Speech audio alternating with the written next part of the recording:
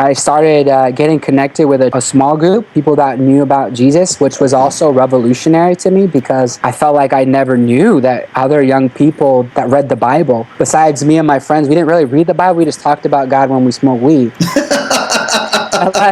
You know, that was your small group growing up. I literally read the Bible because everybody at the church that I went to before was old. Wow. And I had a million questions. And it was so neat because the guy, one of the young folks that was, talking to me, he says, I don't know. And I would go to pastors and talk to them about stuff. And I would go to this church. I would go to every church service that I could, every small group, every Bible study that I could find, every day of the week. And I was just hungry for God. Wow.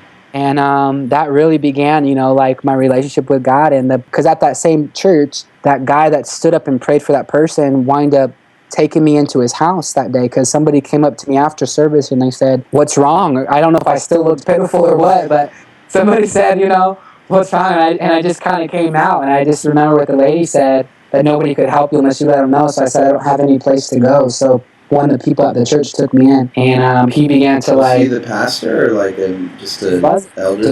Just an older gentleman there. Wow. That loves Jesus. Wow. He took me in, and he said, don't worry about rent. Just take time to get to know God. This is kind of interesting, too. I was debating on getting another job because I wanted to do everything right now and work really hard. He proposed that I took time to really get to know God, not get a second job. And I thought, well, I need money because God's not going to just give me money. He doesn't do that. As if I knew God. And I said, he doesn't do that. And the guy's like, well, don't worry about that. I'm like, well, I don't know about that. And I remember talking to my friend, and he said, well, what are you going to do? And I looked at him and I said, I think I'm just going to get to know God. It seems like this guy's taking me in and da-da-da-da-da. I think I'll just do that. And the first time in my life, literally like 2 hours later, somebody came up to me with an envelope full of money and said, God told me to give you this. And it was another lady at work that went around the entire store and to raise money for me. For God put on her heart to ask, and it wasn't a lot, but it was like $60. It was a lot of money to me then. Nobody had ever given me anything